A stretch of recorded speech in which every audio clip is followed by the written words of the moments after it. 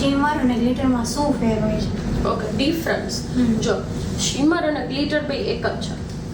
Okay, પણ એક થોડુંક થીક છે અને એક થોડુંક સ્મોલ પાર્ટિકલ્સમાં છે, એટલે એક જાડું છે એક પતલું છે. ઓકે, જે તમારા હાથમાં ઇઝીલી પ્રોડક્ટ આવી જાય અને ઇઝીલી એપ્લાય બી થઈ જાય, ઇટ્સ અ શિમર.